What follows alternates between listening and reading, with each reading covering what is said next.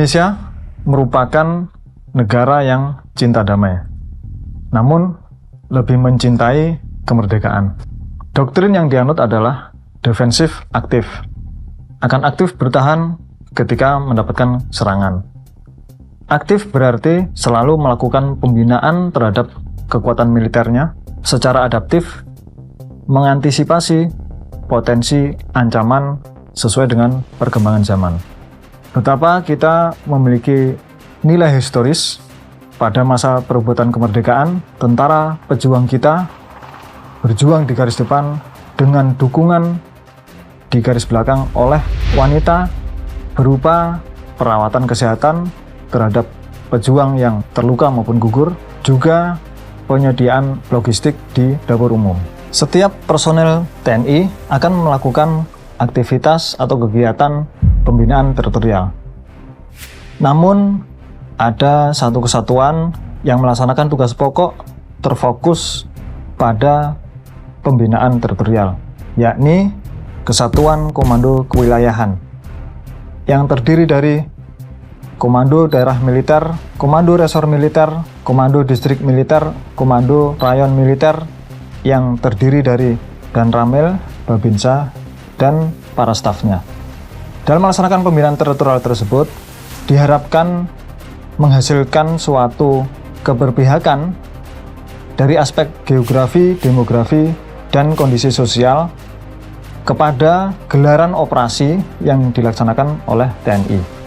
Pembinaan terhadap geografi dapat berupa Babinsa, Danramil, Komandan Kodim terlibat dalam musrenbang pemerintah daerah untuk memberikan pertimbangan-pertimbangan aspek pertahanan.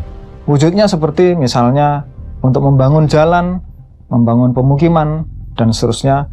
Itu merupakan bagian dari rencana umum tata ruang pemerintah daerah yang berorientasi pada pewujudan kesejahteraan umum masyarakat. Sementara Kesatuan Komando Kewilayahan akan memberikan pertimbangan-pertimbangan pada aspek pertahanan sehingga berupaya untuk menyelaraskan RUTR, Pemda, dan RT/RW pertahanan miliknya TNI. Kemudian demografi, pembinaan yang dilakukan dapat berupa memberikan wawasan-wawasan kepada masyarakat berupa wawasan Nusantara, wawasan kebangsaan, kecintaan kepada tanah air, dan kesadaran bela negara. Kemudian setelah mempunyai wawasan yang berkebangsaan tersebut, maka diyakini otomatis akan mewujudkan suatu kondisi sosial yang kondusif dan berpihak kepada gelaran operasi yang dilaksanakan oleh TNI. Terdapat satu aspek krusial yang saya butuhkan untuk melaksanakan tugas pokok pembinaan teritorial, yakni bidang kehumasan dan jurnalistik. Saat ini, teknologi informasi berkembang sangat pesat. Namun saya yakin, masih banyak masyarakat yang belum kenal dengan Kodim. Siapa itu Kodim? Apa tugas pokoknya? Apa kontribusinya bagi masyarakat dan negara? Idealnya, masyarakat harus paham siapa itu Kodim, apa tugasnya, apa kontribusinya, untuk dapat memberikan dukungan penuh terhadap pelaksanaan tugas pokok pembinaan teritorial. Saat ini di Kodim sudah ada tim Pendim, penerangan Kodim, yang melaksanakan tugas pokok kehumasan dan jurnalistik. Personil sudah saya pilih. Seragam, peralatan, dan ruangan kerja telah disiapkan.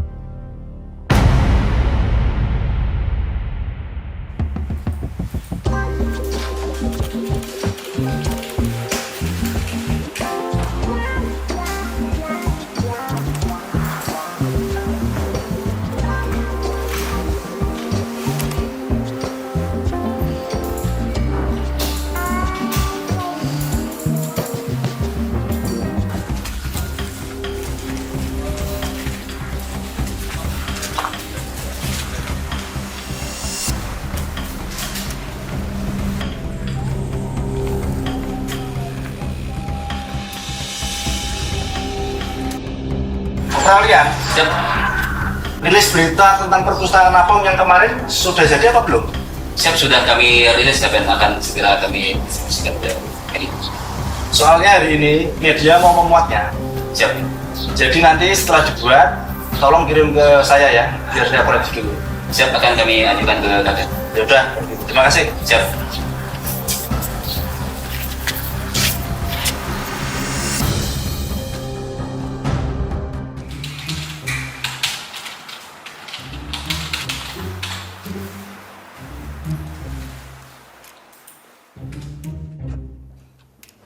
Nanti kemarin ada perintah dari Kapendin untuk buat rilis perpustakaan Agung udah dikerjakan? Belum Pak, soal susah nih. Karena bahan belum lengkap. Jadi bingung mengatur kata bahasa untuk rilisannya tuh gimana kan? Tuh. Padahal hari ini harus segera tayang ya, ditunggu Kapendin nih. Namun saya sadari memang itu belum maksimum. Bahwa personil tim Pendim secara kemampuan, yaitu pengetahuan dan keterampilan tentang ilmu kehumasan dan jurnalistik masih sangat kurang. Nah, ini saya coba atasi dengan memperkenalkan kepada orang-orang yang memiliki kompetensi keilmuan kehumasan dan jurnalistik. Salah satunya saya perkenalkan dengan seorang guru. Gurunya bahasa Inggris. Ya, walaupun bahasa Inggris ya, tapi kan setidaknya tata bahasa itu sama. Ibu Rufina Sekunda, seorang guru bahasa Inggris di SMP Negeri 3 Kecamatan Sungai Tebelian, sudah beberapa kali datang ke ruangan kerja Pendim untuk memberikan bimbingan, sehingga Pendim agak tertata dalam menyusun narasi. Kemudian di masa mendatang saya juga merencanakan menyelenggarakan ya semacam penataran singkat begitu dari orang yang memang memiliki keilmuan kehumasan dan jurnalistik, dengan harapan di masa mendatang tim Pendim ini nanti akan dapat membuat produk jurnalistik yang betul-betul berkualitas sangat tinggi. Kami merasa terbantu dan terfasilitasi dengan dukungan satuan, dalam hal ini Komandan Kodim 1205 Sintang. Harapannya kami yang telah ditunjuk dan diberi tanggung jawab dalam Pendim ini akan terus berkembang serta dapat berprogres lebih maju. Terima kasih yang sebesar-besarnya kepada Dandim 1205 Sintang, Letnan Kolonel Infanteri Eko Bintara Saktiawan atas dukungan selama ini dalam membentuk dan membangun penerangan Kodim 1205 Sintang. Harapannya ke depan Pendim 1205 Sintang dapat memberikan publikasi yang berkualitas dan juga kebermanfaatan bagi masyarakat. Saya memiliki sebuah narasi, membangun Kodim secara adaptif. Ini artinya bahwa saya ingin membangun Kodim dengan cara-cara kekinian sesuai dengan perkembangan zaman saat ini. Salah satu wujudnya adalah saya membangun sebuah studio musik yang kemudian saya namai Humaniora Band and Studio. Saya dibantu oleh seorang pegiat musik di Sintang yang sekaligus sebagai ketua komisi komunitas musisi Sintang, Mas Eka Putra. Pada akhirnya studio terbangun. Saya ingin di dalamnya ada kegiatan band yang diisi oleh personil Kodim 1205 Sintang. Namun karena kesibukan personil maka sempat vakum. Nah, untuk mengisi kevakuman ini kemudian Mas Eka mengusulkan sebuah platform yaitu podcast. Saya melihat saat ini masyarakat banyak melakukan komunikasi sosial dengan bentuk podcast. Ketika platform podcast ini dapat mengakselerasi pelaksanaan tugas pokok pembinaan teritorial, kenapa tidak?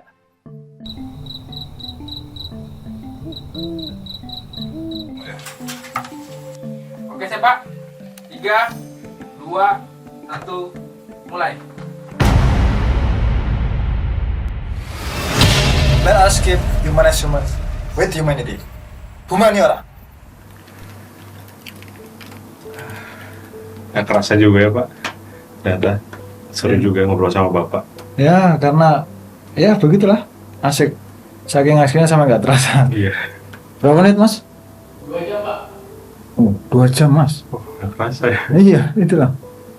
Saya sering kayak gitu, 1 jam 45, 1 jam 50 gitu. Iya, saking asiknya gitu. Nah, Sampai nggak kerasa. diskusinya nyambung kan, Iya. jadi asik gitu. Oh iya. Ngomong soal ini Pak, sejarah Humanora.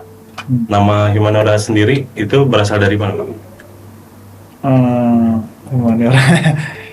Sebetulnya panjang sih Mas itu ceritanya. Jadi setidaknya dulu waktu tahun 2015 saya kan sekolah di Bandung toh. Itu, tahu Bandung ya? Ya tahu. Kebetulan saya pernah kuliah di sana juga dulu. Oh gitu, di Iya. mana? Di salah satu universitas. Universitas Komputer Indonesia. Oh. Iya. Ah ini saya sekolah di militer lah ya. Jadi ada salah seorang dosen di Unpad. Beliau itu masternya humaniora. Jadi apa? Sarjananya dari Unpad sendiri, masternya humaniora di STF Dirgantara Jakarta. Gitu. Nah, terus ya pintar komunikasi kan terutama tentang filsafat. Jadi intinya memang apa ya? Sesuai dengan jiwa saya lah gitu. Nah, terus kemudian ada satu lagi yang tokoh yang saya kagumi kan, yaitu Gus Dur. Kan Bapak kemanusiaan kan. Oh iya. Nah, itu jadi apa ya begitulah, apa saya senang gitu loh. Nah, kemudian akhirnya saya juga mencoba mencari definisinya humaniora itu apa. Oh, ternyata ilmu budaya yang kemudian mengupayakan memanusiakan manusia lah ya, atau apa ya, mengangkat derajat manusia menjadi lebih manusia gitu. Ya begitulah Iya, intinya. tentang kemanusiaan gitu. Nah, ini jadi podcast offline ini. Iya, offline. Ya gak apa-apa, biasanya memang begitu. Jadi setelah dengan penuh rasa syukur, alhamdulillah, puji Tuhan, ternyata gagasan membangun studio musik Kodim ini mendapatkan feedback yang positif dari masyarakat. Anak-anak muda penyuka musik di Sintang dapat melakukan rekaman audio, bermain musik, rekaman audio visual, atau bahkan ada yang datang hanya untuk sekadar berfoto karena mendapati konten-kontennya di channel YouTube. Kemudian ingin tahu di mana lokasinya, datang dan berfoto, kemudian pergi. 1, 2, 3. Oke, sekali lagi. Oke, 1, 2, 3. Oke, siap. 4, 3, 2, 1. Shoot it on.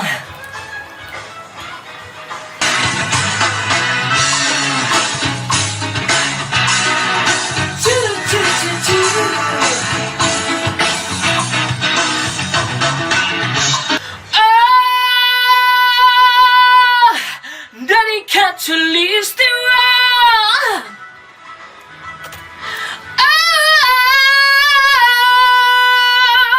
Pesona budaya bangsa.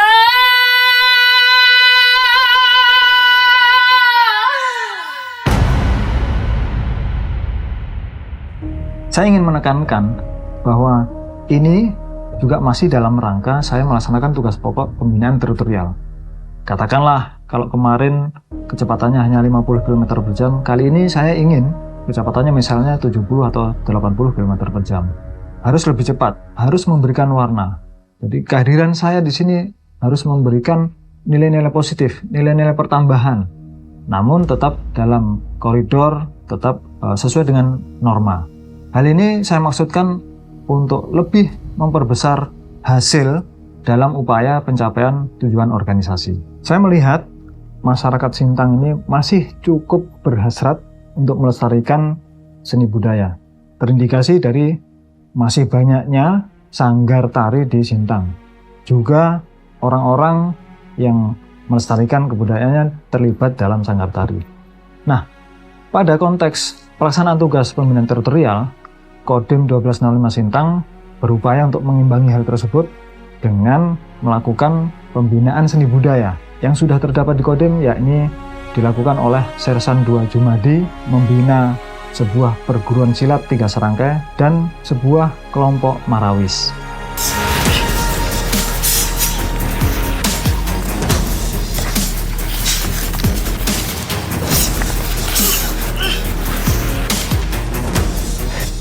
Sanggar Humaniora Kodim 1205 Sintang berdiri sejak tanggal 7 Mei 2018. Kegiatan yang kami lakukan yang pertama adalah seni bela diri silat, yaitu dengan nama 3 serangkai. Sanggar Humaniora ini diresmikan tanggal 10 April 2021. Mudah-mudahan sanggar ini bisa diterima oleh masyarakat Kabupaten Sintang dan bisa berkembang sebagai sarana komunikasi sosial daripada Tentara Nasional Indonesia Angkatan Darat, khususnya Kodim 1205 Sintang, yang dalam hal ini tugas operasi selain daripada perang sesuai dengan undang-undang yang diatur dalam Undang-Undang 2004. Kemudian saya ingin membangun sebuah sanggar yang nantinya akan mewadahi pembinaan terhadap seni budaya tersebut. Saya mendapatkan bantuan dari Bang Rudi Hermawan, seorang pegiat seni budaya yang cukup senior di Sintang ini. Saya dibantu mulai dari pemilihan personil, kemudian materi-materi apa saja yang akan dimasukkan dalam sanggar tersebut, hingga kemudian mengurus legalitasnya, kemudian rencana pembelanjaan alat musik. Saya Rudi Hermawan, seorang seniman di Kabupaten Sintang, dan saya sangat berterima kasih sekali kepada Pak Dandim dan mendukung sekali untuk mendirikan sanggar tersebut. Sehingga tercetuslah sanggar ini bernama Humaniora. Gagasan ini luar biasa dari beliau, dan untuk pengembangan ke depannya bahwa sanggar Humaniora ini akan membina seni tari, seni teater, marawis, silat, dan lain-lain. Untuk pengembangannya tentunya tidak lepas dari dukungan Kodim itu sendiri, baik fasilitas tentang pengadaan alat musik itu akan segera kita adakan. Harapan ke depan, tentunya harapan ke depan bisa membina para remaja yang ada di wilayah Kodim 1205 dan wilayah Kabupaten Sintang pada umumnya. Ini semua saya upayakan secara maksimum untuk mengakselerasi tugas pokok pembinaan teritorial, komunikasi sosial kepada masyarakat. Kenapa saya namai Sanggar Seni Budaya bukan Sanggar Tari? Karena di dalamnya nanti tidak hanya seni tari, namun juga ada seni silat, kemudian marawis, dan sebagainya. Sanggar Budaya Humaniora telah mendaftarkan diri pada Dinas Pendidikan dan Kebudayaan Kabupaten Sintang pada bidang kebudayaan kasih kesenian yang diserahkan pada bulan April tahun 2021, yang artinya Sanggar Budaya Humaniora sudah bisa melakukan segala aktivitas terkait program sanggar tersebut. Dinas Pendidikan dan Kebudayaan Kabupaten Sintang mengapresiasi Kodim 1205 Sintang dalam membentuk Sanggar Budaya Humaniora Sintang. Semoga sanggar ini dapat menjadi wadah pembinaan dan edukasi untuk membentuk karakter anak bangsa Indonesia. Salam budaya, lestarikan.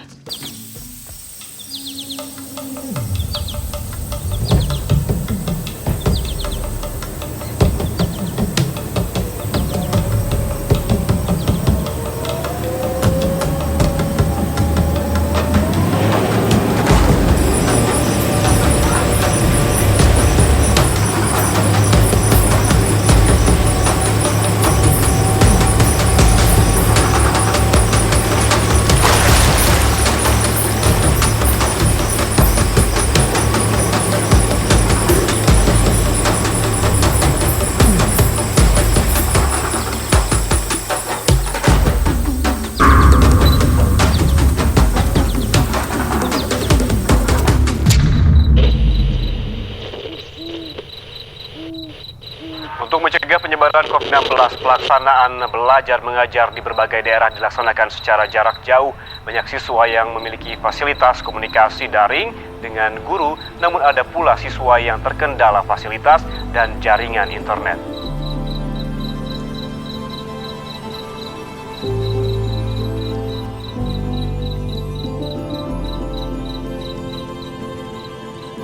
Desa Wirayuda merupakan salah satu dari 29 desa di Kecamatan Ketonga Tengah.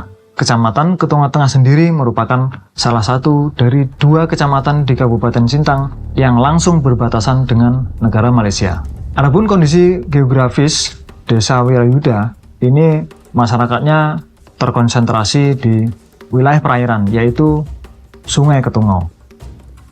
Sehingga masyarakat banyak menggunakan jalur perairan atau sungai untuk beraktivitas sehari-hari. Pembinaan teritorial dilaksanakan dengan 3 metode. Salah satunya adalah melaksanakan bakti TNI. Bakti TNI itu sendiri, salah satu wujudnya adalah TMMD. Apa itu TMMD? TNI Manunggal Membangun Desa. Jadi TMMD dilaksanakan untuk membantu percepatan pembangunan oleh pemerintah daerah. Adapun kegiatannya ada 2 jenis, yaitu fisik maupun non-fisik. Nah, beberapa waktu lalu, Kodim 1205 Sintang ini melaksanakan TMMD di Kecamatan Ketungau Tengah. Pada saat melaksanakan TMMD tersebut, saya kemudian mendapati sebuah masalah yang berkembang di masyarakat, yaitu terkait dengan pandemi Corona 19 ini. Apa? Yakni betapa siswa tidak dapat belajar atau melaksanakan kegiatan belajar mengajar secara tatap muka, harus melakukan secara daring. Nah, ini menjadi persoalan di wilayah tersebut karena tidak semuanya wilayah di Kecamatan Ketungau Tengah itu terpapar jaringan internet.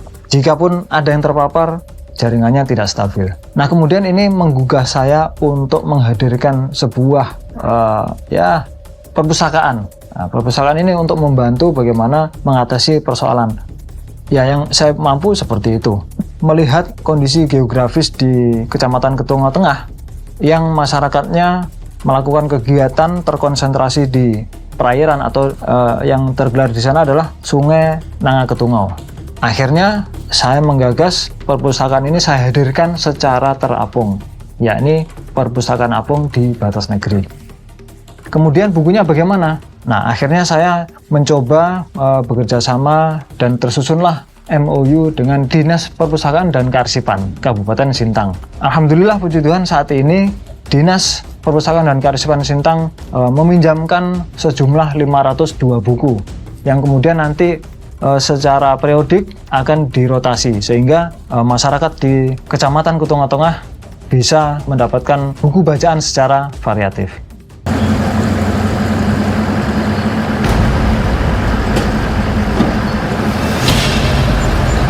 Berawal dari kegiatan TMMD ke-109 di Desa Tita Karya, Kecamatan Ketungau Tengah, Kabupaten Sintang, Bapak Komandan Kodim 1205 Sintang menggagas ide perpustakaan apung untuk menjangkau anak-anak di pedalaman yang tidak terjangkau jaringan internet. Awal sekali kegiatan ini berjalan, waktu itu kami masih sistem sewa, baik itu mesinnya maupun perahunya atau sampannya. Karena keterbatasan anggaran, maka kami buatlah perpustakaan apung yang sederhana ini. Harapan kami dengan adanya kegiatan ini dapat membantu pemerintah, baik itu pemerintah pusat maupun daerah, dalam meningkatkan mutu pendidikan.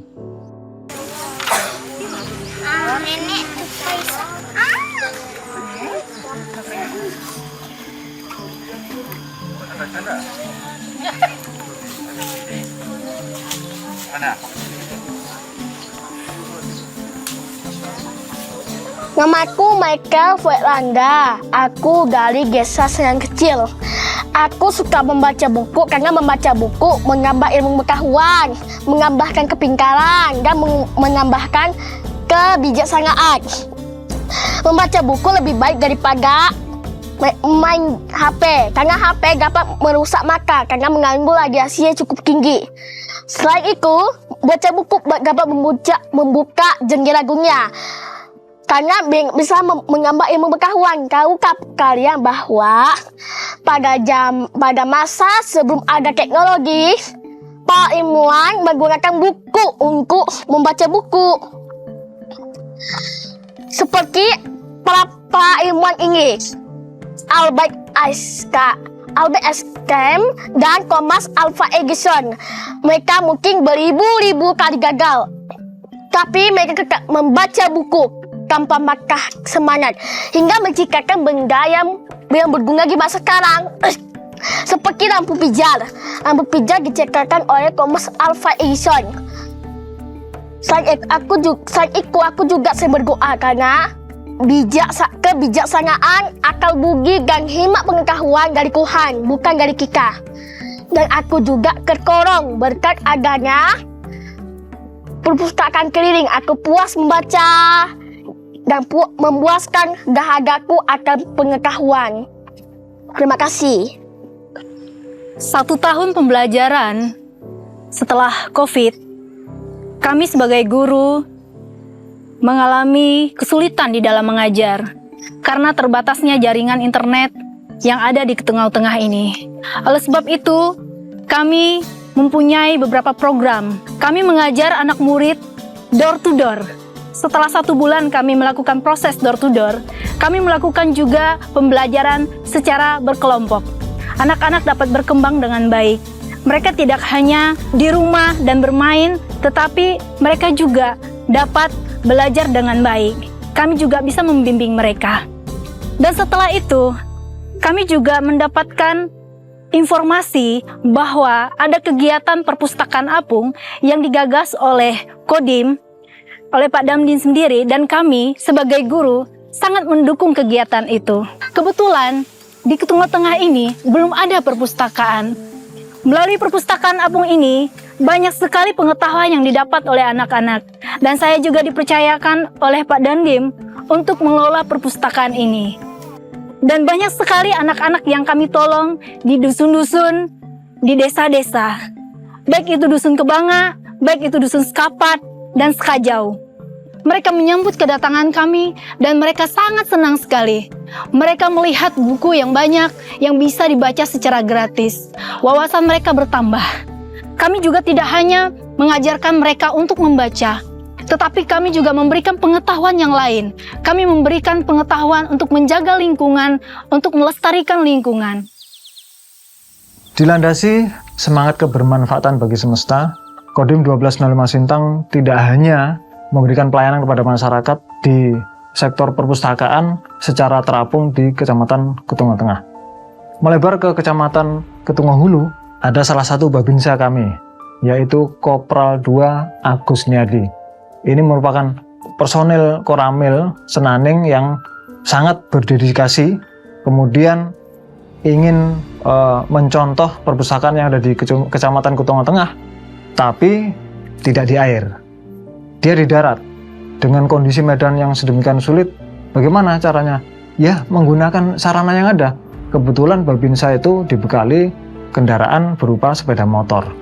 Nah, akhirnya Kopral Agus Niadi ini merancang sepeda motornya, di belakangnya dipasang keranjang, kemudian menggunakan tas besar untuk mengisi buku dan berkeliling menuju ke lokasi di mana masyarakat berada, kemudian mengundang anak-anak siswa sekolah untuk membaca.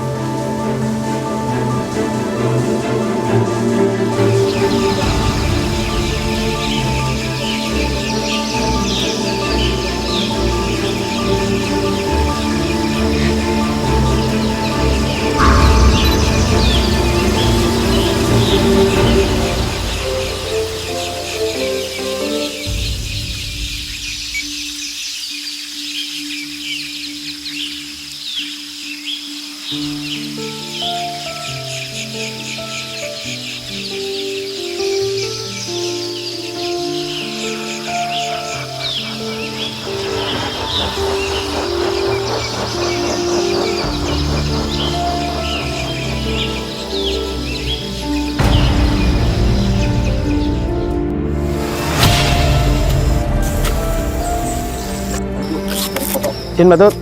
Ya. Izin mau melaksanakan perpustakaan bergerak di Dusun Aboy Batut. Mohon petunjuk. Ya, lanjutkan. Jaga faktor keamanan jalan. Semoga sukses. Siap. Izin Batut. Ya.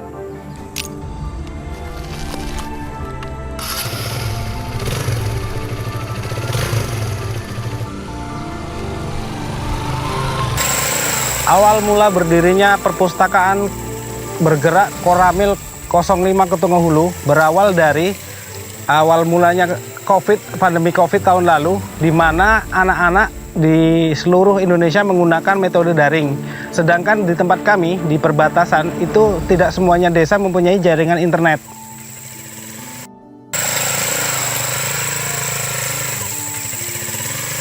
Kendala di lapangan sangatlah banyak, mulai dari cuaca, medan, dan jarak. Karena di daerah perbatasan ini tidak semuanya jalan itu sudah diperkeras. Banyak yang masih menggunakan medan tanah ataupun ibaratnya menggunakan medan asal. Dari situ, jika musim penghujan tiba, saya tidak bisa bergerak ke desa-desa untuk melaksanakan pembukaan perpustakaan keliling.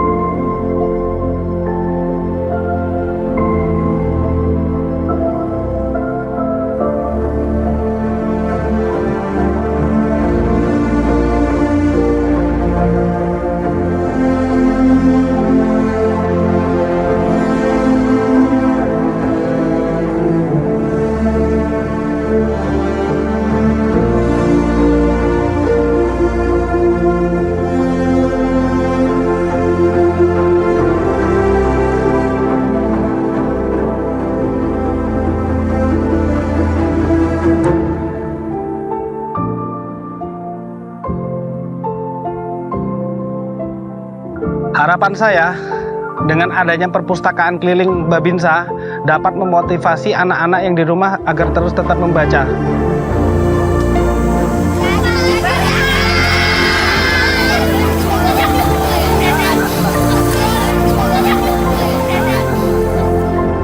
Masyarakat di Ketengah Hulu ini yang letaknya di perbatasan antara Indonesia dan Malaysia sangat mengharapkan sekali program-program pemerintah, terutama program Gemar Membaca. Sesuai dengan preambul pembukaan Undang-Undang Dasar tahun 1945, Indonesia akan mencerdaskan kehidupan bangsa. Kami selaku Camat Ketengah Hulu mendukung dengan semampu kami untuk suksesnya program Gemar Membaca yang dilaksanakan oleh Babinsa 120505 Senaning. Untuk itu saya ucapkan bravo kepada Kodim 1205 Sintang. Semoga sukses dan jaya selalu. Terima kasih. Tidak hanya itu, kita juga pernah mendapatkan bantuan sebuah mobil perpustakaan. Ketika itu, mobil tersebut dioperasionalkan di Kecamatan Ketungan Tengah.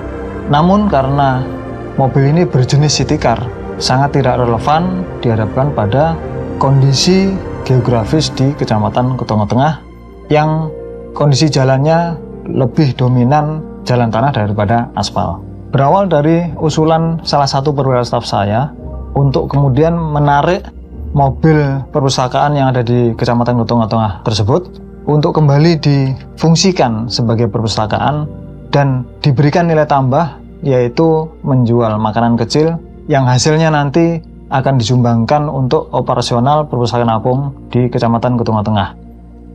Lagi-lagi ini saya maksudkan untuk membantu percepatan pembangunan oleh pemerintah daerah di sektor pendidikan.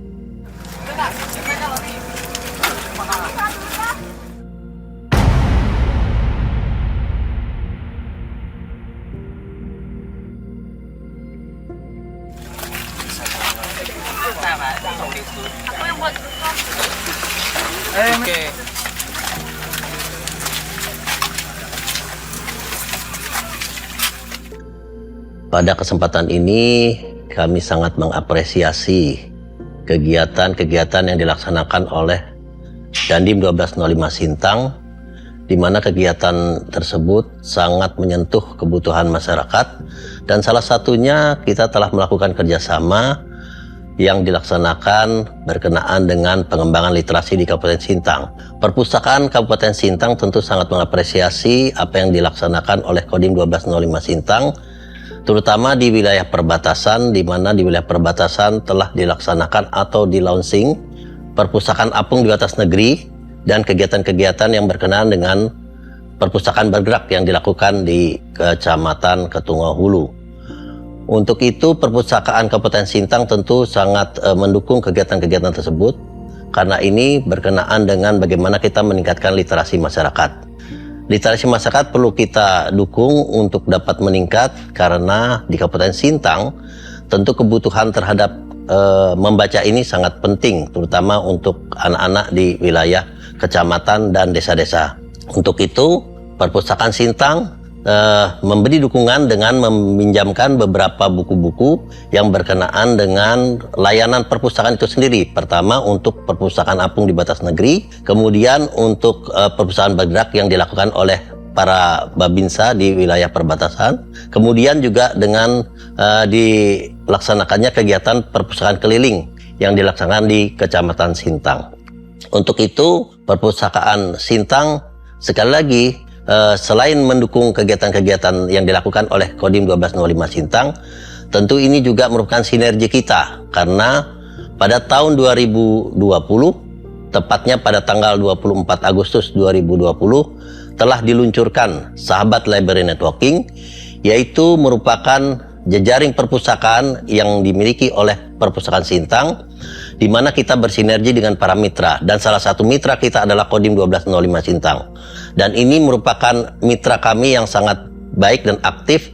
Oleh sebab itu, Perpustakaan Sintang terus akan mendukung kegiatan-kegiatan baik yang berkenaan dengan pembudayaan kegemaran membaca, pengembangan literasi masyarakat, dan kegiatan-kegiatan lain yang berkenaan dengan peningkatan literasi di Kabupaten Sintang.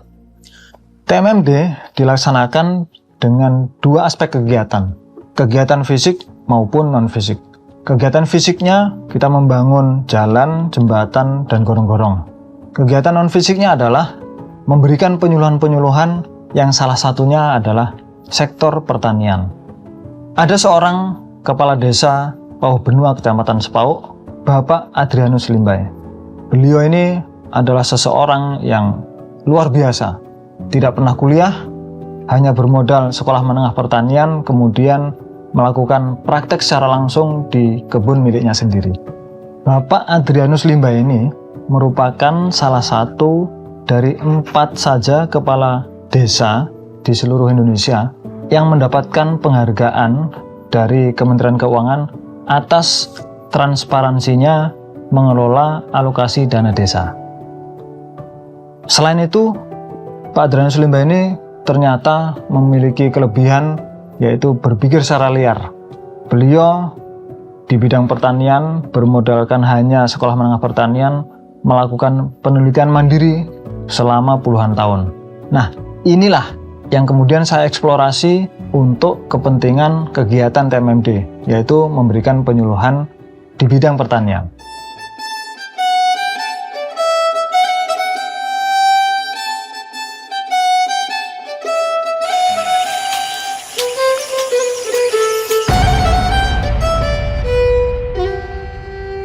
Perkenalkan, nama saya Adrianus Limbai. Saya dari Desa Pauh Benua. Pada saat saya memberikan penyuluhan di Desa Sekapat, antusias sekali masyarakat mendengar informasi di bidang pertanian mengenai ilmu tanah Sintang ini, mengenai hama, penyakit, kesuburan tanah. Jadi pada saat itu orang-orang tua semangat betul mendengarkan informasi. Cuma saya tidak punya apa-apa, jadi cuma pesan lisan aja yang mereka terima. Nah, jadi ya kedepannya mungkin kita bikinkan sesuatu lah untuk mereka, oleh-oleh untuk mereka. Situasi itulah yang kemudian saya pahami sebagai kendala, yang kemudian saya juga ingin mengubah itu menjadi peluang. Peluang apa? Untuk menuliskan sebuah buku yang kemudian sebagai penuangan pemikirannya Pak Limbai. Maka saya temukanlah Pak Limba itu dengan seorang penulis buku di Sintang, yaitu Bang Tantra.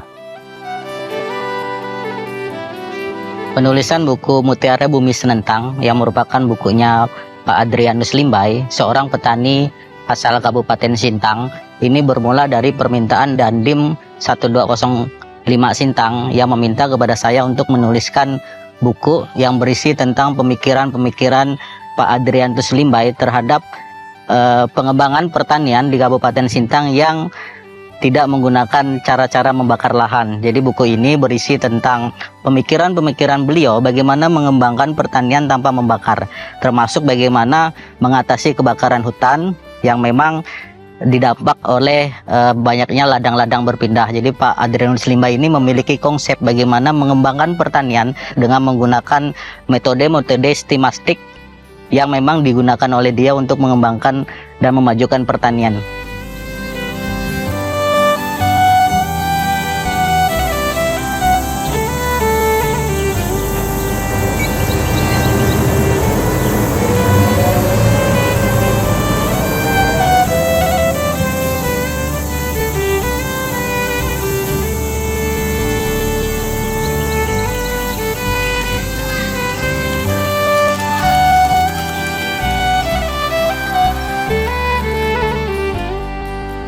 Pada saat itu ada program TMND masuk desa di Dusun Nengas Kapat, Desa Tita Karya, Kecamatan Ketungau Tengah, Kabupaten Sintang. Dan pada waktu itu juga ada penyuluhan atau sosialisasi dari Pak Adrianus Limbay tentang cara-cara bertani. Waktu penyuluhan itu banyak sekali pertanyaan masyarakat terkait dengan hal pertanian. Oleh sebab itu banyak permintaan masyarakat, terutama yang bisa dipelajari oleh masyarakat, misalnya buku dan file. Sekarang bukunya sudah ada. Terima kasih Pak Limbay yang telah merespon keinginan masyarakat kami. Kami juga mengucapkan banyak terima kasih kepada Pak Dandim 1205 Sintang yang telah menerbitkan buku Mutiara Bumi Senentang tentang cara-cara bagaimana bertani yang baik. Semoga dengan adanya buku ini dapat membantu masyarakat kami untuk menjadi petani yang baik dan dapat meningkatkan perekonomian masyarakat kami ke depannya. Dan harapan kami semoga dengan terbitnya buku ini masyarakat kami mulai perlahan-lahan bisa mengurangi pembakaran hutan dan lahan. Kenapa saya namai Mutiara Bumi Senentang? Karena ya memang di Sintang ini terdapat banyak sekali mutiara-mutiara. Energinya dahsyat. Sumber daya manusianya berkualitas sangat tinggi.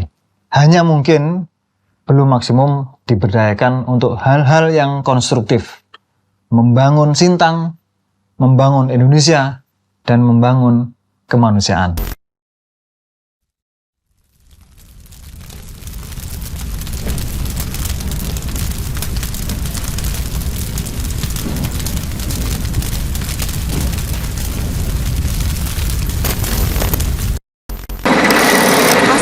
Kebakaran hutan. Asap dari kebakaran hutan tahun lalu memproduksi partikel sangat berbahaya yang disebut PM2,5. Hirup dapat menyebabkan berbagai masalah kesehatan yang serius termasuk kanker paru-paru dan penyakit kardiovaskular.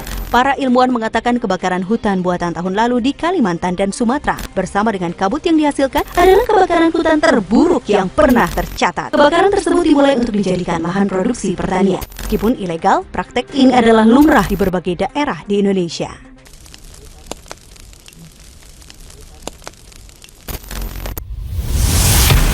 Untuk di Kabupaten Sintang, di mana pola iklim adalah pola iklim ekuatorial, terjadinya dua musim penghujan dan musim kemarau. Pada saat terjadinya musim kemarau ekstrim di Kabupaten Sintang itu pernah terjadi pada tahun 2015 dan tahun 1997, di mana pada saat itu berlangsung kondisi dampak daripada El Nino El Nino kuat yang terjadi di wilayah Kabupaten Sintang dan Indonesia pada umumnya. Pada saat terjadinya kemarau kering tersebut, itu potensi mudah kebakaran sehingga sering terjadi adanya titik hotspot atau titik panas yang ada di wilayah Kabupaten Sintang. Di mana pada kondisi-kondisi tersebut juga itu asap atau kabut asap itu sangat pekat dan sangat kuat dan ada kemungkinan bisa menyebabkan terjadinya migrasi asap ke wilayah negara tetangga seperti Malaysia. Bernard Saragi, Kepala Badan Penanggulangan Bencana Daerah Kabupaten Sintang. Ingin kami sampaikan beberapa hal tentang kondisi wilayah kita Kabupaten Sintang, khususnya yang berkaitan dengan kebakaran hutan dan lahan. Yang tadinya mungkin dominan pembukaan lahan, baik dari dunia usaha maupun dari masyarakat kita yang mungkin lebih banyak membakar, sekarang teredukasi. Apalagi pemerintah daerah kita mengeluarkan suatu peraturan bupati tentang bagaimana pembukaan lahan terkendali. Jadi pembukaan lahan, pembakaran terkendali dan juga pembukaan lahan dengan tanpa bakar. Ini akan terus, kita ada 14 kecamatan, kita hampir semua kecamatan mempunyai kerawanan karhutla apabila tidak terkontrol, apabila tidak teredukasi dengan baik masyarakat kita, petani kita, dan dunia usaha kita. Saat ini sampai bulan 5 kita tidak mengalami, kita bisa lihat hotspot itu, karena BMKG tiap hari menerbitkan, memposting terus hotspot tersebut. Nah, kita berharap yang akan datang, 2021 ini kan kita sampai bulan 6 ini belum tercipta, belum terjadi yang namanya bencana karhutla. Mudah-mudahan kita akan lolos terus, karena pada intinya pembukaan lahan dengan pembakaran itu sebenarnya hanya dua yang diharapkan. Pertama, ingin memupuk lahan yang dibakar dari pembakaran. Yang kedua, mengurangi keasaman, zat asam daripada tanah tersebut. Nah, kalau itu yang diharapkan, maka edukasi yang dilakukan oleh teman-teman dari TNI yang dipimpin oleh Pak Dandim langsung, Pak Eko Setiawan ini dengan penyuluh-penyuluh kita dan dari lingkungan hidup sangat efektif. Saya ingin serius. Saya diberikan pangkat Letnan Kolonel, diberikan jabatan Komandan Kodim. Satu hal yang mewakili keseriusan saya adalah pada masa awal saya menjabat di sini, saya mencoba belanja masalah yang berkenaan dengan pelaksanaan tugas pokok saya. Karhutla, saya mencoba menelusuri, mencari data dan fakta. Bencana asap karena karhutla terjadi pertama kali pada tahun 1997. Kemudian terulang di 2015. Kemudian juga secara signifikan terjadi juga di 2019. Saya pikir ini ada yang belum tuntas karena pada masa itu awal saya menjabat di 2020 ternyata masih saja kita terhantui dengan potensi bencana asap karena karhutla. Ini ada apa? Ada pertentangan apa? Ternyata setidaknya saya dapati ada pertentangan dari dua pihak, yaitu pemerintah aparat dan masyarakat peladang. Di sisi pemerintah dan aparat ini menghendaki tidak ada asap. Kenapa menghendaki tidak ada asap? Ya karena memang asap ini benar adanya merugikan. Ya dalihnya benar juga sih, karena memang asap ini menimbulkan kerugian bagi kita, juga ternyata bagi negara tetangga. Bahkan negara tetangga itu sudah melayangkan nota protes kepada pemerintah Indonesia. Ada juga yang bahkan sampai menerbitkan regulasi yang memberikan kewenangan melakukan penangkapan pelaku pembakaran di wilayah Negara Kesatuan Republik Indonesia. Ini menurut saya sangat ekstrim. Ya. Penerbitan regulasi tersebut sangat ekstrim. Tapi ya kita perlu secara dewasa menyikapi, berarti memang ada alasan sangat kuat sehingga terbit regulasi tersebut. Kabut asap akibat kebakaran hutan dan lahan hingga kini masih menyelimuti Malaysia bahkan hingga Thailand. Pemerintah Malaysia terpaksa meliburkan sekolah karena kondisi udara yang tidak sehat dan berbahaya bagi kesehatan. Gedung Petronas di Kuala Lumpur, Malaysia yang biasa terlihat jelas hingga Rabu kemarin masih tertutup kabut. Sejak kebakaran hutan dan lahan di Sumatera dan Kalimantan, Malaysia menjadi salah satu negara yang terkena dampak yang parah. Semua sekolah di Kuala Lumpur dan di negara bagian lainnya terpaksa ditutup karena berbahaya bagi anak-anak. Sering berulangnya kasus ini terjadi, sejumlah warga di negara jiran ini mendesak pemerintahnya untuk menggugat Indonesia. Kabut asap juga meluas hingga ke Thailand. Pusat pemantauan polusi di negara ini mendesak warganya di sejumlah wilayah seperti Songkhla, Patani, dan Yala untuk tidak keluar rumah tanpa mengenakan masker karena berbahaya bagi kesehatan. Hingga saat ini kabut asap akibat kebakaran hutan dan lahan masih terjadi dan pemerintah berusaha keras untuk memadamkannya. Kemudian di sisi peladang, saya ingin tahu kenapa sih masyarakat peladang itu kok sangat ngotot ingin membakar. Sampai-sampai tahapan membakar itu dilabeli dengan kearifan lokal. Yang saya pahami, namanya kearifan itu berasal dari kata dasar arif. Arif itu bijaksana. Maka idealnya menghasilkan dampak yang positif. Nah, kalau menimbulkan dampak yang negatif, berarti nggak arif lagi dong. Oke, itu kita kesampingkan dulu.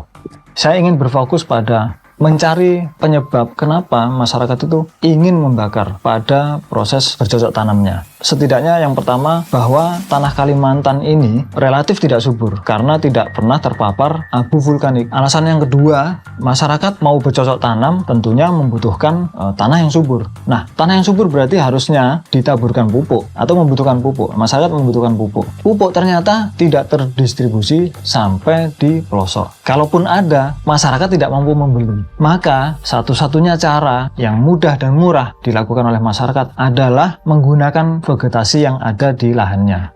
Bagaimana caranya? Dipotonglah vegetasi itu, kemudian dikeringkan, kemudian dibakar. Maka abu bakarnya itulah yang digunakan sebagai pupuk. Berarti yang dibutuhkan oleh masyarakat Padang adalah pupuk. Pemerintah dan aparat menjawab apa?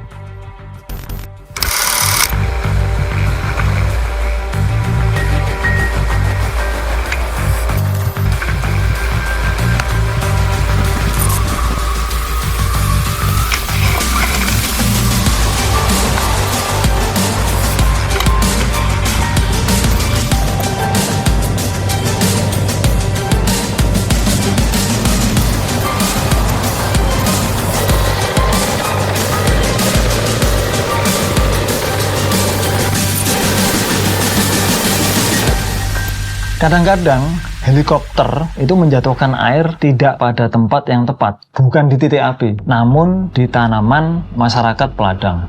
Nah, Babinsa mendapatkan pengaduan dari masyarakat tersebut, Pak, tanaman saya rusak, kena bom air, saya harus mencari ganti rugi ke siapa? Jangankan Babinsa, mungkin saya sendiri pun tidak mampu menjawab. Maka saya berusaha mendorong semua pihak, terutama pemerintah, dalam hal ini pemerintah Kabupaten Sintang, untuk bagaimana kita mencari solusi yang permanen sesuai dengan arahan Presiden konteks Karhutla yang ketiga, yakni mencari solusi yang permanen. Saya mencoba mengusulkan, saya bunyikan di forum kabupaten, saya menggunakan presentasi, menawarkan sebuah sistem pertanian yang lengkap, yakni membangun persawahan, dilengkapi dengan teknologinya, dihadirkan pendampingan, dibangunkan jalan distribusi yang memadai, kemudian dibangunkan irigasi, dibangunkan waduk, dibangunkan gudang penyimpanan alat pertanian, gudang menyimpan pupuk, dan seterusnya. Kalau kemudian ini sudah terbangun, kemudian pemerintah menerbitkan regulasi pelarangan pembakaran, saya kira tidak ada masalah lagi, karena masyarakat tidak lagi membutuhkan bercocok tanam dengan tahap pembakaran.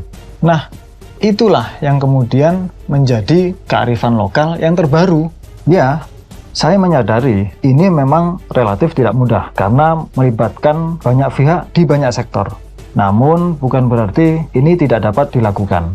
Hingga akhirnya saya berjumpa dengan seorang PPL yang kemudian merekomendasikan sebuah teknik bercocok tanam yang tidak disertai dengan tahap pembakaran.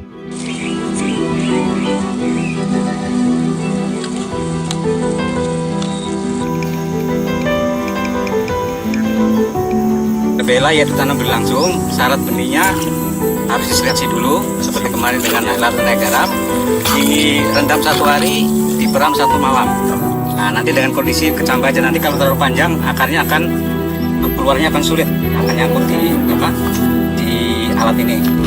Terus ini alat ini kemudian dimasukkan ke ini, jadi dibuka yang sulit tadi, masukkan benih.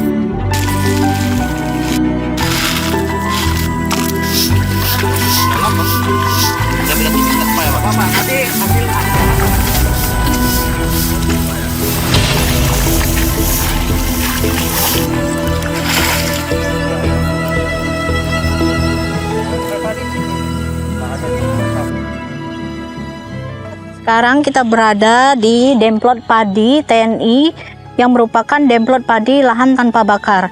Ini bertujuan untuk menjadi contoh bagi petani bahwa menanam padi di sawah untuk mencegah pembakaran di lahan. Nah, kali ini kita tetap menggunakan budidaya organik dengan menggunakan kompos ya yang kita tabur ke lahan, kemudian juga menggunakan biochar, dan pupuknya kita menggunakan pupuk organik cair yang kita bikin sendiri. Siapapun petani nanti akan bisa mengikuti apa yang akan dilaksanakan di Demprot ini, karena kita mencari teknologi yang sederhana yang bisa diikuti oleh setiap petani dimanapun berada, baik di dusun perdalaman yang jauh dari jangkauan pupuk kimia, karena kita ketahui sama-sama ya, pupuk kimia ini sulit didapat jika petani berdomisili di desa-desa terpencil. Nah, ini salah satu solusi bagaimana budidaya tanaman padi bisa tetap menghasilkan di lahan yang kurang subur, tapi tetap bisa berproduksi dengan menggunakan bahan-bahan yang ada di sekitar tempat petani tinggal.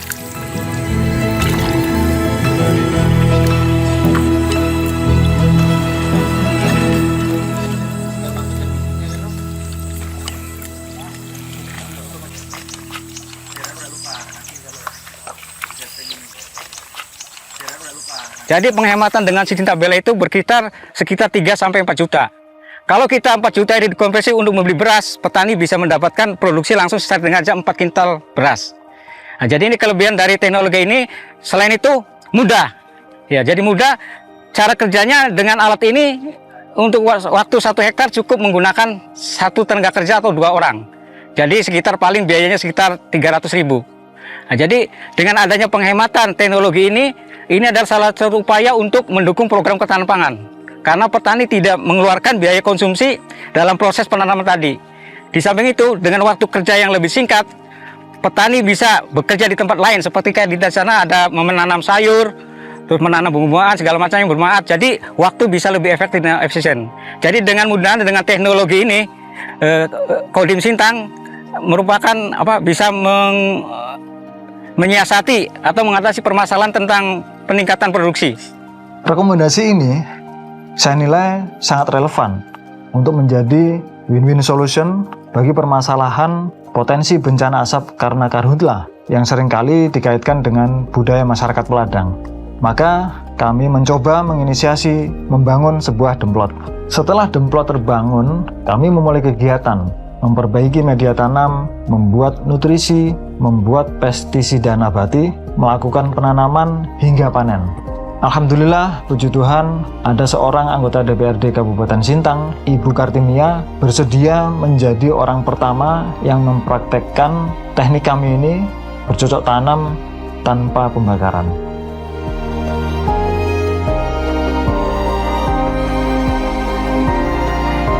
Kita melihat kita sedang dihadapkan dengan permasalahan dilema bahwa pemerintah sekarang sedang menerapkan aturan bahwa masyarakat petani tidak dibolehkan lagi membakar ladang. Apalagi kita juga sering mendapatkan teguran dari negara-negara tetangga. Apa yang kita lihat di tanah Jawa sana tidak boleh kita samakan dengan kita di Kalimantan, beda dong. Karena di Jawa sana sudah terbentuk alami, karena ada Gunung Merapi di sana, otomatis kan tanahnya subur. Kalau kita di sini tidak bisa, kalau tidak dibakar ya susah mendapatkan kesuburan kan. Dengan program yang dibuat oleh Kodim 1205 ini, saya siap menyerukan ini semua, bersosialisasi kepada masyarakat bahwa Kodim 205 siap memberikan panduan kepada kita nanti bagaimana cara kita membakar berladang tidak harus membakar. Ini bisa membantu masyarakat ke depannya. Kenapa? Saya melihat di sini Kodim 1205 memberikan program, mereka membuat pupuk organik, menyerukan bahwa kita tidak boleh membakar lagi, tapi mereka langsung terjun, mereka langsung memberikan solusinya. Ini loh solusinya, supaya kita bisa keluar dari permasalahan yang ada sekarang. Terutama kemarin kita semua melihat bahwa ada sekelompok masyarakat kita, khususnya dari Ketungau dan Binjai, yang terbentur masalah hukum karena mereka membakar ladang. Kita tidak ingin permasalahan ini terulang lagi, karena sangat miris sekali, kasihan sekali. Kita bisa bayangkan masyarakat yang tidak tahu, tidak punya pendidikan, awam dengan hukum, harus berhadapan, berbentur dengan aparat, dengan hukum, harus masuk penjara karena ketidaktahuan mereka. Nah, tapi ini mudah-mudahan Kodim 1205 ini nanti bisa terrealisasi, bisa terlaksana dengan baik, tapi tentunya semua ini harus mendapat dukungan dari kita semua, terutama masyarakat nantinya, pemerintah juga, dan semua pihak, supaya ini bisa terrealisasi, terlaksana dengan baik. Setelah Bu Kartimia bersedia menerima dan melaksanakan teknik ini, maka kita akan coba mendampingkan personil kita untuk mendampingi Bu Kartimia bercocok tanam dengan teknik tanpa membakar hingga nanti panen. Nah, setelah panen, maka kita coba komparasi keuntungan dan kerugian yang ditimbulkan dari teknik yang lama, yaitu dengan membakar, dan teknik yang baru tanpa tahap pembakaran. Harapan kita tentu lebih menguntungkan teknik yang baru karena tidak menimbulkan ekses negatif berupa asap. Setelah itu baru kita akan publikasikan, sebarluaskan kepada masyarakat, utamanya masyarakat Peladang. Dan kita berharap masyarakat Peladang kemudian bercocok tanam tidak disertai dengan tahapan membakar. Saya menyambut baik program yang telah diprakarsai oleh pihak Kodim 1205 Sintang dalam hal uji coba penanaman padi di lahan yang cukup kritis dengan pola tanpa membakar yang telah berkolaborasi dengan pihak Dinas Pertanian Kabupaten Sintang. Saya berharap upaya ini akan menjadi suatu demplot yang cukup bagus sehingga masyarakat kita dapat mengadopsinya, menerapkannya dengan baik. Kita berharap kegiatan ini bisa mengurangi pola-pola pertanian yang masih menggunakan pola membakar lahan ke depannya. Kerjasama ini bisa berlanjut. Kami juga menyatakan siap untuk mendampingi program ini apabila masyarakat secara luas meminta untuk dilakukan. Itu tadi tentang sektor pertanian. Maka sekarang sektor pariwisata, anggota kami Sersan Dwi mempunyai sebuah ide, yakni membuat wisata petik sayur, yang kemudian Ibu Sri mendukung, memberikan pengetahuan-pengetahuan karena beliau memang mempunyai pengetahuan atau memang ahlinya di ilmu pertanian sebagai PPL, mencoba membangun sebuah kebun sayur yang kemudian akan dijadikan destinasi wisata di Kabupaten Sintang. Di sini saya sebagai Ketua Tim Demplot Kodim 1205 Sintang. Kami di sini berupaya membuat wisata petik sayur bersama PPL kami dari Dinas Pertanian. Upaya kami adalah membuat pertanian tanpa lahan bakar dan menggunakan bahan-bahan organik kami. Kami berupaya untuk meningkatkan, mengembangkan di bidang pertanian. Banyak kendala-kendala dan kita harus berpikir secara optimal bagaimana untuk mengupayakan dan meningkatkan kualitas. Yang pertama adalah di bidang padi, yang kedua adalah sayur. Dan di sini sudah kita saksikan bersama bahwa tanaman kami di sini belum maksimal, tapi kita berupaya untuk kedepannya dengan dukungan dari PPL beserta rekan-rekan kami yang ada di Kodim.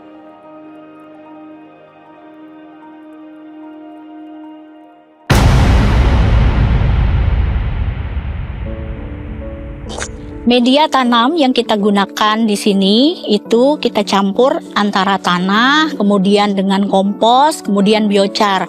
Apa itu biochar? Biochar itu merupakan arang yang bisa kita buat dari banyak bahan yang ada di sekitar kita. Contohnya potongan-potongan kayu, kemudian dari kulitnya tebu, kan banyak itu kalau di kota ya. Kemudian bisa dari sekam padi, kemudian bisa dari sekam kayu, dari tongkol jagung, dan lain-lain. Banyak sekali barang yang bisa kita bikin menjadi biochar. Nah, biochar ini dia fungsinya adalah untuk mengikat air di dalam tanah, kemudian juga menjadi rumah bakteri yang baik untuk tanaman di dalam tanah, kemudian meningkatkan kapasitas tukar kation, yaitu untuk menyerap pupuk yang kita kasih ke dalam tanah supaya gampang diambil oleh tanaman, seperti itu ya. Kemudian kita juga menggunakan wadah yang bukan hanya kita beli di pasar. Kalau kita beli di pasar itu ada polybag ya, kita bisa gunakan, tapi kita juga memanfaatkan barang bekas. Salah satu contohnya ini adalah dari sak semen. Tentunya kalau ada orang membangun bangunan, sak semen biasanya kan dibakar. Nah, kita gunakan untuk menanam sayuran. Botol-botol juga bisa, plastik juga bisa, kemudian bekas botol oli, botol minuman, itu bisa semua kita gunakan untuk kita recycling. Jadi memanfaatkan lingkungan, menyelamatkan lingkungan dengan memanfaatkan barang bekas. Itu salah satu tujuannya juga. Nah, kemudian kita lihat di sana ada bunga yang warna merah, yang warna kuning. Ini sengaja kita tanam di sini. Selain untuk menambah keindahan, juga digunakan sebagai tanaman refugia. Apa itu tanaman refugia? Tanaman refugia adalah tanaman yang kita gunakan untuk menjadi rumah atau habitat bagi musuh alami atau predator yang memakan hama. Contohnya jadi rumahnya capung, jadi rumahnya belalang sembah dan sebagainya ya. Nah, kalau kita tanam ini bukan hanya untuk di sayuran, di padi juga. Ya, kalau kita menanam padi di sekeliling sawahnya kita tanam dengan tanaman refugia. Bukan artinya namanya tanaman ini tanaman refugia, bukan. Namanya ini jengger ayam. Nah, kalau tanaman refugia itu adalah sebutan semua jenis tanaman yang menghasilkan bunga yang bisa menarik bagi musuh-musuh alami untuk mengendalikan hama. Banyak sekali jenisnya, bisa bunga matahari, bisa bunga kacang tanduk, segala macam ya, jagung. Itu semua yang berbunga, yang menarik, itu bisa dijadikan tanaman refugia. Nantinya refugia ini sudah kita panen benihnya, akan kita sebar di demplot sawah juga di sini, seperti itu. Mekanisme di wisata petik sayur ini pertama dimulai pengunjung masuk melalui sebuah pintu, kemudian mengisi buku tamu. Setelah itu mengambil keranjang, gunting, dan sarung tangan. Memilih sayur yang dibutuhkan. Setelah itu di pintu keluar akan ditimbang, membayar, kemudian menuliskan buku kesan dan pesan. Ini semua kami maksudkan membantu pemerintah untuk menambahkan jumlah destinasi wisata di Kabupaten Sintang. Tambang emas ilegal ditertibkan oleh tim gabungan di Sambas, Kalimantan Barat. Tambang tersebut mencemari lingkungan sehingga warga kesulitan air bersih. Tambang emas ilegal dengan luas 10 hektar ini berada di desa Sambas, Kalimantan Barat. Tambang ditertibkan oleh tim gabungan menindaklanjuti keluhan warga setelah sumber air bersih mereka tercemar.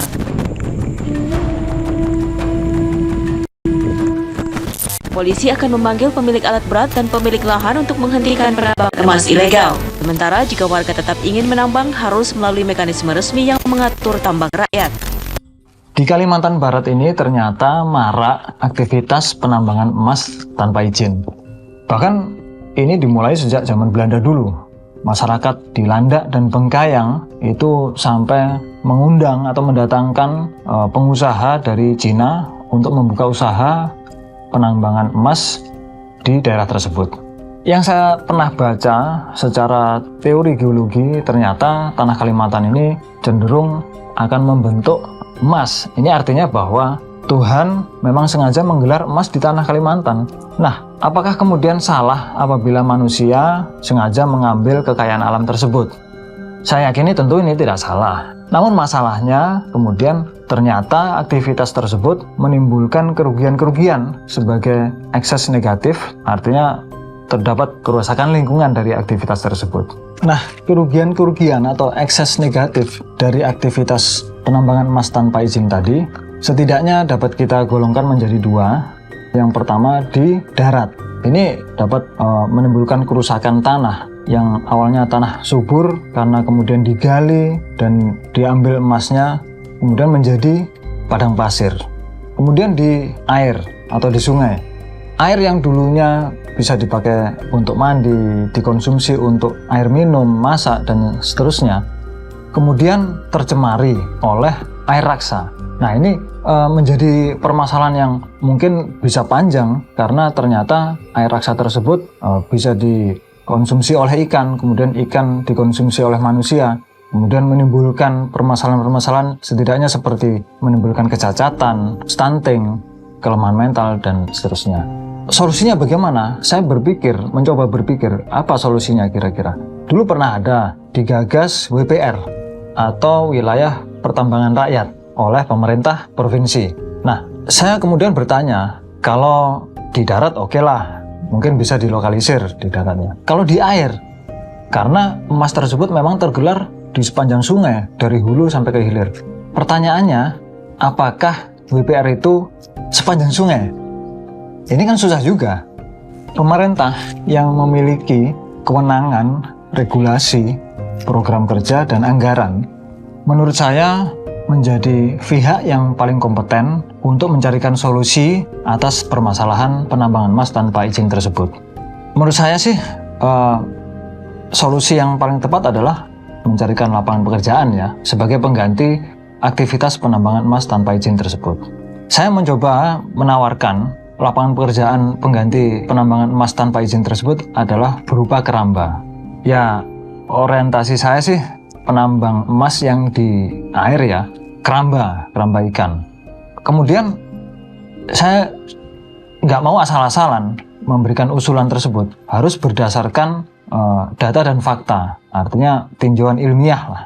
Seperti misalnya ketika orang berpendapat menambang emas itu lebih menjanjikan. Kenapa?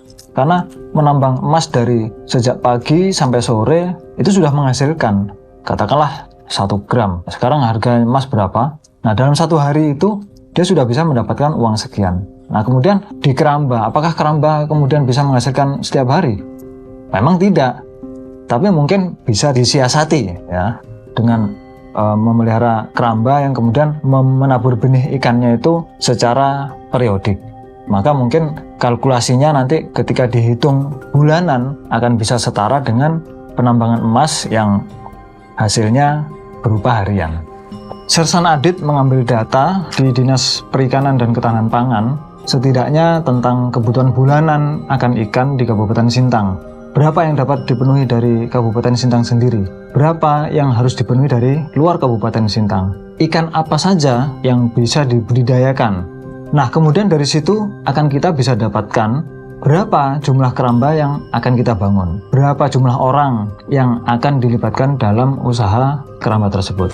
Selain dari Dinas Perikanan dan Ketahanan Pangan, saya mendapatkan juga rekomendasi dari seorang Mbak Felicitas, agen LTKL, Lingkar Temu Kabupaten Lestari.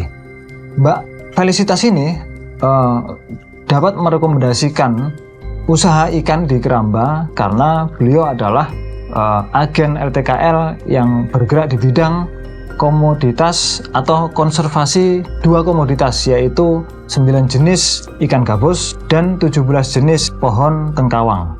2 komoditas ini prospeknya sangat cerah.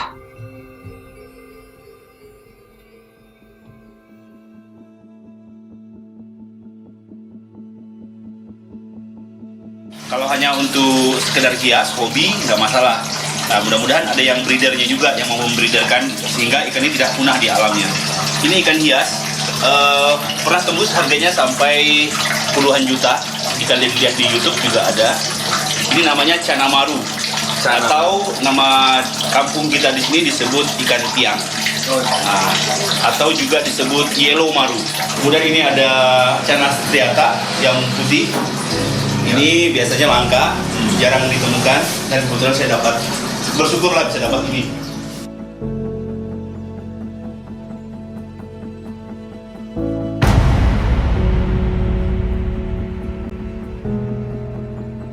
Kami dari Sintang Freshwater Care, salah satu lembaga pendampingan masyarakat yang ada di Kabupaten Sintang, yang selama ini konsen kepada advokasi kawasan basah yang ada di Kabupaten Sintang, wetland. Sekaligus kami juga melakukan pendampingan kepada masyarakat, lembaga-lembaga yang ada di kawasan wetland yang ada di Kabupaten Sintang, baik itu danau lindung, sungai. Kami berharap dari dampingan kami ini ada produk unggulan di Kabupaten Sintang dari sektor perikanan.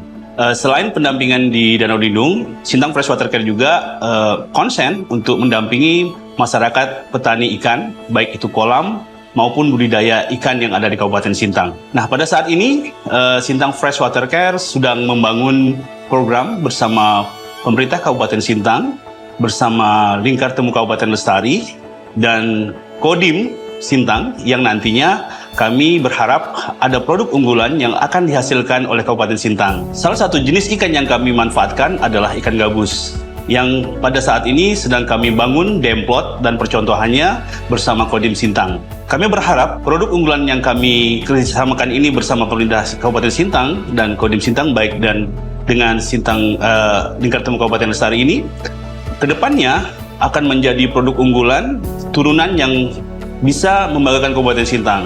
Karena produk yang kami hasilkan ini adalah produk kesehatan berupa albumin. Selain itu, ikan gabus ini juga akan kami manfaatkan untuk tepung ikan. Kemudian akan kami jadikan juga olahannya itu, baik itu limbah, akan kami jadikan pupuk organik yang ada di Kabupaten Sintang. Salam Kabupaten Lestari. Keramba humaniora milik Kodim 1205 Sintang ini berawal dari sejak Dandim 1205 Sintang, Letkol Infantri Eko Bintara Saktiawan menjabat sebagai Dandim. Beliau punya ide untuk membuat keramba di Makodim. Sehubungan kolam tersebut kurang potensi karena sumber airnya yang kurang memadai, sehingga Dandim memberikan perintah supaya saya sebagai ketua tim untuk menyiapkan bahan-bahan untuk penyiapan pembangunan keramba.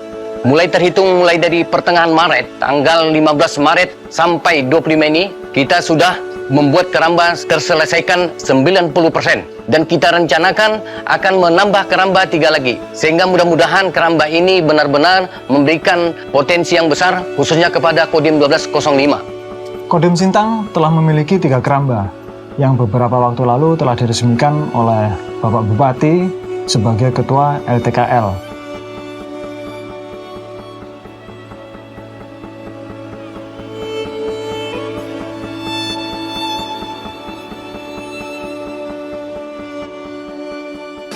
Paling tidak ada 10 manfaat ikan buat kita.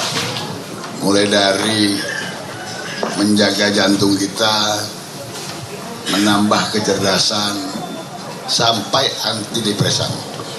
Kita ini di tepian sungai terpanjang di Indonesia. Sungai Kapuas itu 1114 km. Tetapi herannya, dengan potensi sungai yang demikian panjang, dengan potensi kolam-kolam ikan yang banyak di mana-mana, kita ada satu desa P2 Emas, itu desa Solam Raya. Memang kita khususkan untuk ikan saja. Tetapi anehnya konsumsi ikan kita ini masih rendah. Rata-rata nasional itu 55 kg per tahun per orang. Tapi di Sintang ini cuma 38 kg per orang per tahun.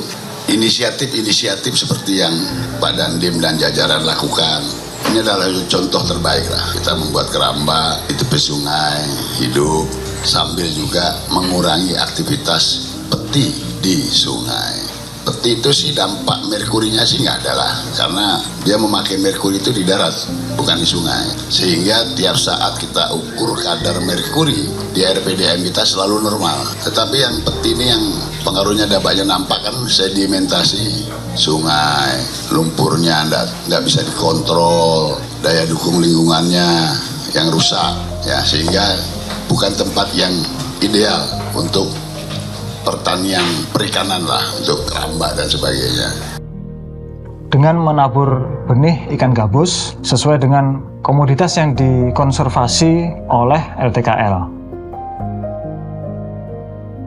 Ini kami niatkan sebagai pilot project bagi masyarakat Sintang. Utamanya sasaran kami adalah orang-orang yang sebelumnya beraktivitas penambangan emas tanpa izin. Mudah-mudahan memang betul-betul diterima oleh masyarakat sehingga mereka beraktivitas mencari penghidupan dengan tidak menimbulkan kerugian bagi lingkungan.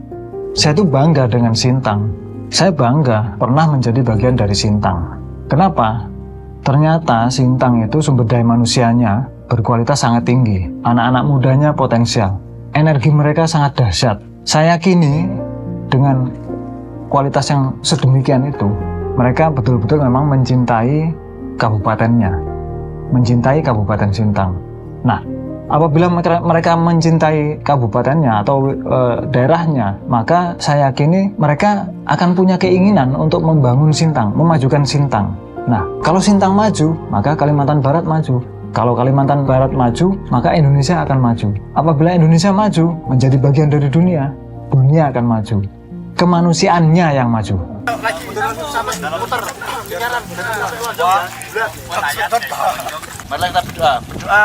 Mulai.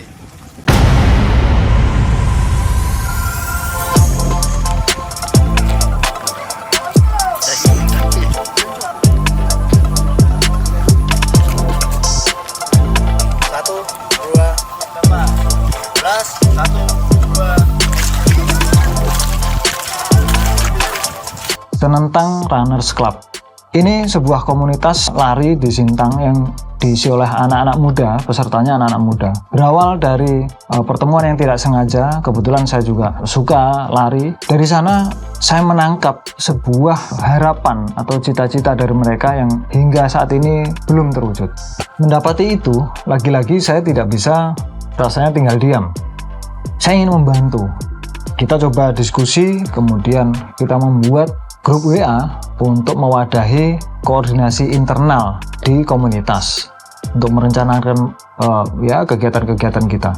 Kemudian juga kita menggagas membuat akun Instagram untuk kepentingan publikasi. Kenapa harus publikasi? Agar orang banyak tahu. Ketika orang banyak tahu, akhirnya tertarik untuk masuk ke komunitas, kemudian bisa mendapatkan lebih besar energi memajukan atletik di Kabupaten Sintang. Selain itu juga kita mencoba membuat atau merumuskan logo, membuat konsep logo yang ditempelkan ke topi, kemudian kaos, dan seterusnya.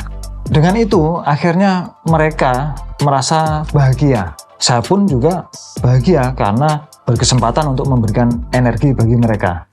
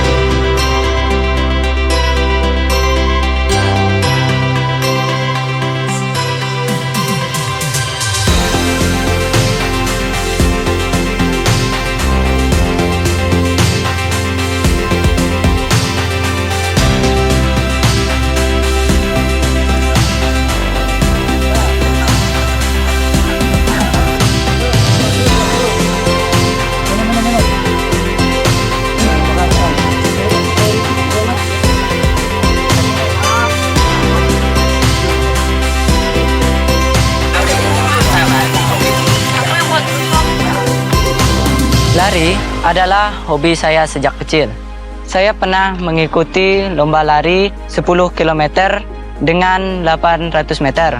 Lomba lari 800 meter juara 1 tingkat SD. Ke depan saya akan lomba lari 1500 meter, 5 km dengan 10 km dan akan diseleksi oleh PASI untuk tingkat Porprov tahun depan. Harapan saya ke depannya saya dapat menjadi atlet untuk Sintang Indonesia. Terima kasih. Dengan adanya Sinentang Runner Club yang dipimpin oleh Pak Dandim sesaat ini sangat bagus sekali, sangat membantu dalam kemajuan daripada atletik di Kabupaten Sintang khususnya. Dan mungkin baru pertama kali ini di Kabupaten Sintang diadakan satu klub yang khusus menangani cabang olahraga atletik yang dipimpin oleh Pak Dandim langsung, ya, dibina oleh Pak Dandim langsung di luar, sehingga klub ini nantinya akan bisa membawa PASI Kabupaten Sintang ini lebih jaya lagi, lebih berprestasi lagi, sehingga Kabupaten Sintang melalui PASI atau melalui atletik ini bisa mendapat atau meraih cita-cita yang disampaikan oleh Bapak Bupati Sintang, Bapak Jarod Wirnarno pada saat rapat waktu itu. Sintang melalui atletik harus mendapatkan raihan emas yang terbanyak, mudah-mudahan dengan adanya klub di Kabupaten Sintang ini, khususnya atletik, benar-benar terwujud. Dan ini pun perwujudan daripada binaan-binaan dari pihak-pihak lain, ya terutama tadi yang disampaikan oleh Pak Dandim atau yang dibina langsung oleh Pak Dandim. Kemudian untuk kedepannya saya menghimbau, karena saya sebagai pengurus PASI Kabupaten Sintang, menghimbau kepada masyarakat, khususnya kepada kaum muda yang senang berlari, senang berolahraga, khususnya cabang olahraga atletik, sesuai dengan yang kami laksanakan di tahun 2019, ada pelaksanaan seleksi atletik yang terbanyak di Kabupaten Sintang ini. Mudah-mudahan atlet-atlet yang meraih pada saat tahun 2019 kemarin itu akan membawa Sintang ini juga lebih maju dan bisa bergabung dengan Senentang Runner Club di Kabupaten Sintang ini yang dipimpin oleh Bapak Dandim langsung. Saya Muhammad Komen Wahab, Ketua KONI Kabupaten Sintang, menyambut baik terbentuknya SRC di Kabupaten Sintang. Mudah-mudahan dengan adanya SRC ini bisa membangkitkan semangat pelari-pelari yang ada di Kabupaten Sintang, dan mudah-mudahan dengan terbentuknya SRC ini Kabupaten Sintang bisa memperoleh medali emas dari cabang olahraga atletik dengan atlet-atlet yang dibina oleh SRC selama ini.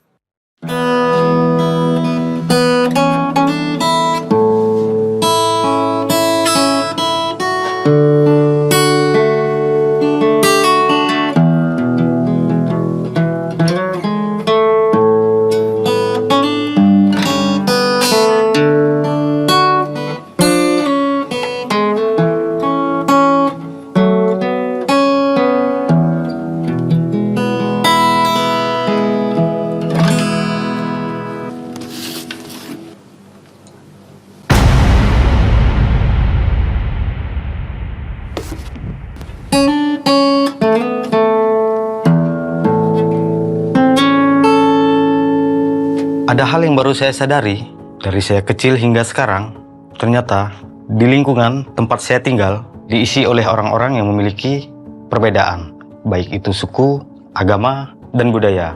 Dan saya melihat dan merasakan adanya keharmonisan di dalam perbedaan itu. Dan itulah yang menjadi harapan pada lagu ini.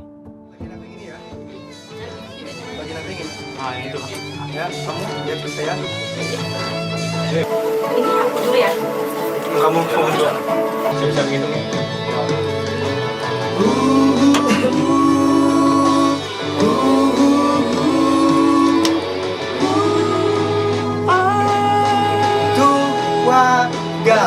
Perbedaan suku dan budaya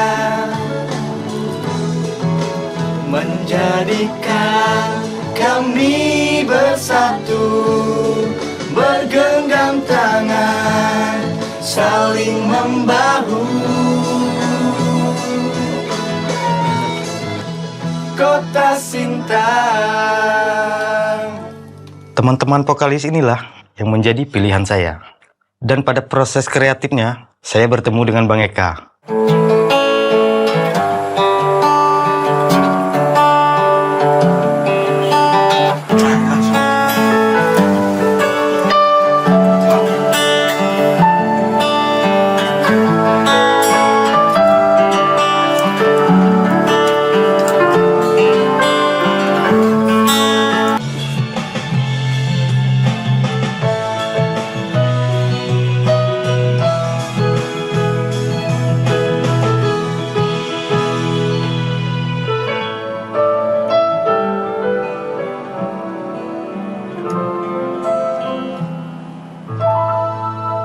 Dalam proyek kali ini, saya berkesempatan untuk mengaransemen lagunya Bang Tommy. Pada proses kreatifnya, dicari genre apa yang dapat mewakili lagu ini, nuansa apa yang akan kita hadirkan, kemudian instrumen apa saja yang akan kita gunakan.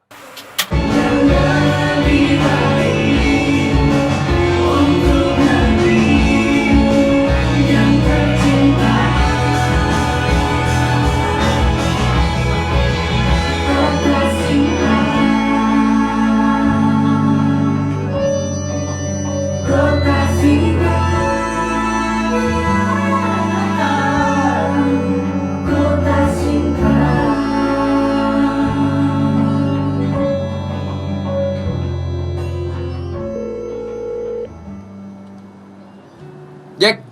Lagu ini menurut saya bernilai strategis, menggambarkan keragaman Sintang, merefleksikan harapan-harapan dari warga Kabupaten Sintang. Keragaman bukan untuk memisah-misahkan, namun justru untuk merekatkan.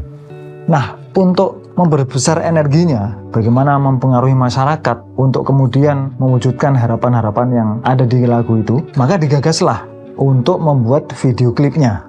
Mas Eka Putra merekomendasikan Jack Pratama Sianturi, seorang profesional multimedia muda di Kabupaten Sintang.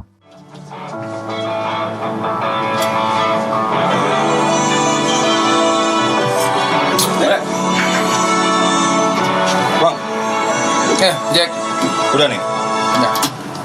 Nah, dengar dulu dasarnya. Pakai headset atau langsung? Langsung aja, Bang.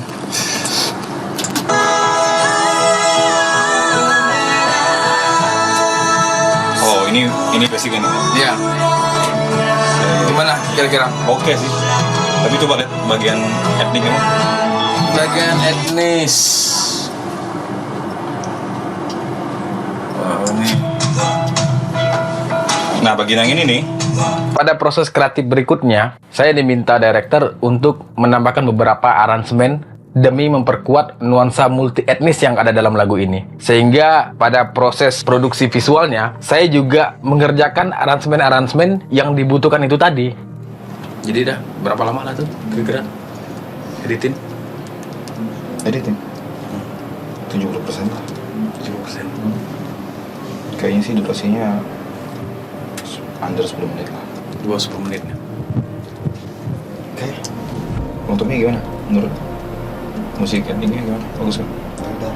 Bagus ya? Ya, bagus. Lumayan. Tari-tari udah dapat sebentar. Oke, mudah-mudahan bisa diterima. Ya. Lagu untuk Sintang ini merupakan proyek yang menarik dan memberikan pengalaman baru bagi saya. Karena di dalamnya diisi oleh banyak pekerja seni, seperti musisi, penari, dan juga tim kreatif yang ada di dalamnya. Kemudian pada proses pengerjaan di lapangan, kami didukung penuh oleh Kodim 1205 Sintang. Konsep telah dibuat, visualisasi lagu untuk Sintang ini akan menggambarkan keberagaman suku dan budaya yang ada di kota Sintang ini. Setelah video akhirnya selesai diedit, saya dan tim sepakat, gimana kalau kita nontonnya tepat di hari perilisan saja, di Pondok Humaniora. Dan ternyata, wow.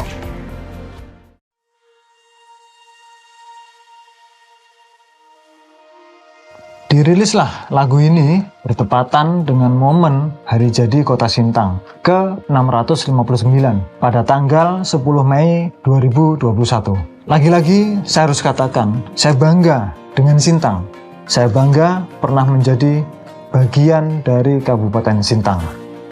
Setelah aku melihat video untuk Sintang, aku merasa video itu cocok sekali menggambarkan masyarakat Sintang yang heterogen. Tapi, kenyataannya hari ini Sintang tidak baik-baik saja tentang perbedaan.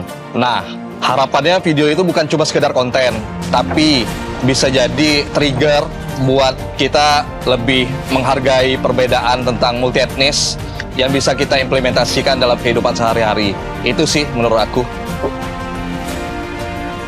Lagunya keren banget, semuanya dikemas dengan rapi, salut banget. Sukses untuk Sintang. Pesan dan kesan tentang kota Sintang benar-benar tersampaikan. Mantap, luar biasa. Salut sama seniman kota Sintang. Pada akhirnya salah satu karya musik saya bisa divisualisasikan dengan sebagus ini. Terima kasih untuk Pak Eko, Komandan Kodim 1205 Sintang. Ditunggu proyek berikutnya. Terima kasih untuk Pak Eko. Sehat selalu untuk semua pihak yang sudah terlibat di dalam karya ini. Terima kasih untuk Kodim 1205 Sintang dan Komandan Letnan Kolonel Infanteri Eko Bintara Saktiawan dan seluruh tim yang berpartisipasi dan berkontribusi pada pembuatan proyek lagu untuk Sintang ini. Semoga di masa yang akan datang banyak produk-produk kreatif berkualitas yang nantinya akan mewujudkan Sintang yang lebih maju. Kita bersaudara, bersama Tuhan, menjaga NKRI dengan hati. Mari kita memanusiakan manusia. Mari kita bekerja dengan hati, mari kita landaskan dengan semangat kebermanfaatan, eksistensi diri bagi semesta. Mari kita sinergikan seluruh peran yang ada. Mari kita niatkan itu semua untuk mengabdi kepada Tuhan, negara, rakyat, dan organisasi di mana kita berada. Let us keep humanize human with humanity. Humaniora.